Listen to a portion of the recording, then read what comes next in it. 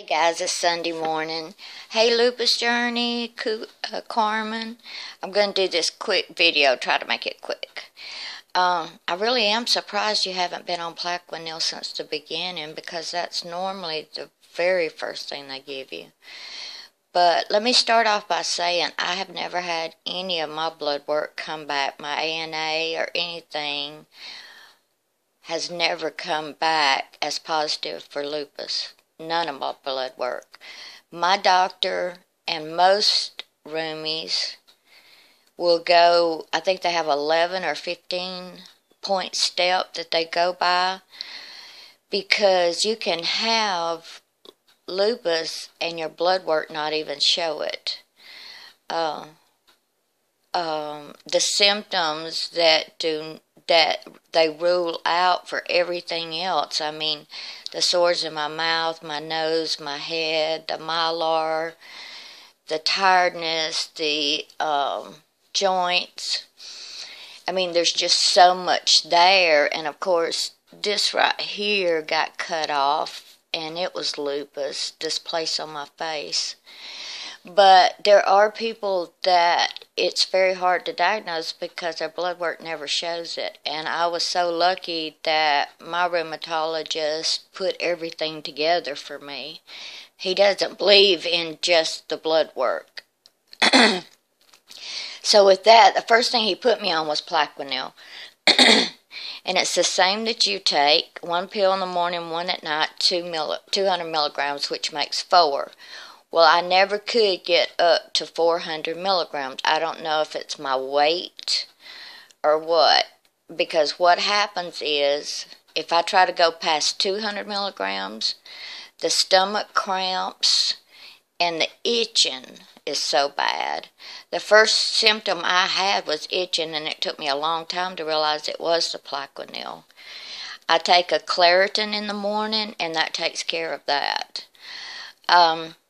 I have tried over the years to get past 200 milligrams, and when I went to see him 2 months ago, I said, if maybe I could take another antihistamine. He said, we're not going to keep giving you another pill for the side effect of a pill. I love him. So I take the 200, just 200 milligrams, and I actually half that one and take one in the morning and one at night. That stopped my stomach cramp, and that stopped the itching. So I just can't get past 200 milligrams. I've tried for like 5 years now. But most of the people I know, that's all they take, and they don't have any problems with it. The most common side effects is nausea and itching. And like I said, I take a Claritin in the morning for the itching. But sometimes I think it's not doing anything at all until I go back and look at the videos in the beginning of how bad it was. And yes, it absolutely does help. When you're so sick, sometimes you forget, or I forget, and it's like, okay, this isn't doing any good. Yes, it is. Because before I started taking the plaquenil, it was almost like I was completely down. So yes, I will not do without my plaquenil. Even though I can only take 200, but 200 works for me, And so I am sure that God's going to hold you in His hands, and I'm praying that it helps you too, because I definitely can tell a difference with my plaquenil. And if you start having stomach cramps or anything like that, I would suggest that you just go down to 200 milligrams instead of completely stopping them. That's what I did, and it still helps me. So, let's see, you talked about your blood work coming back negative. A lot of people's does. Some people's, unless they're in a terrible flare, and like you said, on steroids, it'll also mess up your blood work. The plaquenil absolutely does help. I also take the calcium and magnesium. You know, we absolutely have to have the calcium, just like you said, because of the steroids, because of our age and everything. Steroids will deplete all your calcium, and then you will have bone loss. I also take this magnesium, and I've chosen this and been taking it for years. You can get it at Amazon. This is pure powder magnesium. And if you look it up, your body does not produce magnesium by itself. It's in things that you eat. Well, when you get those leg cramps that are so bad you can't stand it, and I have muscle cramps in my back, but I started taking this years ago for restless leg syndrome, and it worked. It stopped it. So I know when I need this. Like I said, your body does not produce magnesium. This works for my leg cramps, and I don't know how I could do without it. I've been taking it for years, and my doctor approved it even after I had lupus. Now, this is called Relief, and I get it at my local herb store. But what it is turmeric. You can also get turmeric anywhere. Turmeric is a natural inflammation. Natural for inflammation. I can feel like I've got the flu. You know, you feel like you got the flu. Your body aches. This works. This one right here, I can take 3 pills 3 times a day. I've never took that many. I've took like 2, 3 times a day. But it's just turmeric. And there are so many, if you want to research it, there are so many doctors out there that recommend this. If you're in severe pain, no, it won't help. But what this is going to do is keep the inflammation out of your body. It helps to hold it down. And it's wonderful. And then I take my CoQ10. Now, this one is 200 milligrams. The reason I got 200 milligrams is because I can't swallow pills, right? Well, I take 2 of them, so I get 400 milligrams, because these pills are smaller. They do make them in 2, 4, and 600 milligrams.